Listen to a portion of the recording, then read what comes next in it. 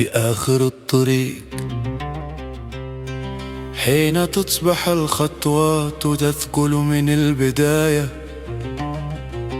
وحين يتعب الغبار من ملاحقة الأقدام، يقف المسافر قليلا، ليس لأنه وصل، بل لأنه تذكر صوتا قديما كان يسكن صدره منذ زمن، صوتا لم يكن عاليا لكنه كان صادقا أرجى.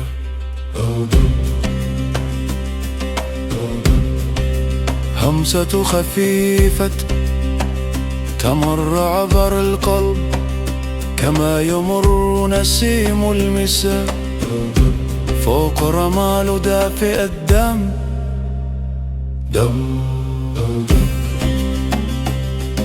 الكمبري يتكلم ببطء كأنه لا يريد أن يوقظ التعب دفعة واحدة، بل يريد أن يربت عليه كل وتر يضرب، يشبه خطوة عائدة، وكل نغمة تشبه بابا يفتح في الذاكرة. تكتشف الكراكب تدخل بهدوء، ليس كنداء حرب بل كنبض بيت قديم ما زال ينتظر. تكتشف الإيقاع يمشي ليس بسرعة بل بحكمة من عرف الطريق طويلا. في عيون المسافر تسكن مدى كثيرة، طرقات لم تكتمل وأحلام نامت على الأرصفة، لكنه الآن يسمع شيئا مختلفا، ليس ضجيج العالم بل صوت الداخل. يا راجع يا تعبان الطريق، خلي الخطوة تهدأ، خلي الطلق يرتاح، خل كمبري يدفأ صوته، يصبح أكثر قربا أكثر إنسانية، كأنه يجلس بجانبك لا أمامك. الإيقاع يدخل الصدر دون استئذان، لكنها لا يؤلم بل يخفف. الليل هنا ليس مخيفا بل حنون، مثل عباءة أم تغطي كتف ابنها العائد. النجوم بعيدة لكن نورها كاف ليريك الطريق. حارس الطريق هذه المرة ليس غامضا بل دافئ، يعرف أن كل من مشى طويلا يحتاج مكانا يجلس فيه. تكتشف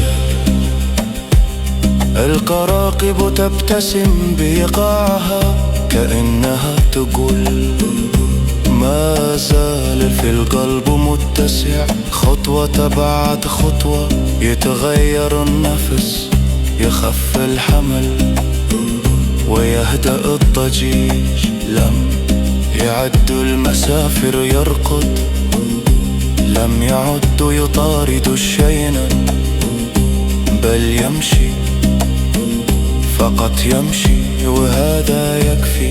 الكمبري يعلو قليلا ليس صراخا بل دفئا يفيض. الأرض تحت القميم لم تعد قاسية بل مألوفة، كأنها تقول عرفناك تأخرت فقط. في صدر الليل تولد راحة صغيرة، ليست نهاية الحكاية لكنها بداية نفس جديد.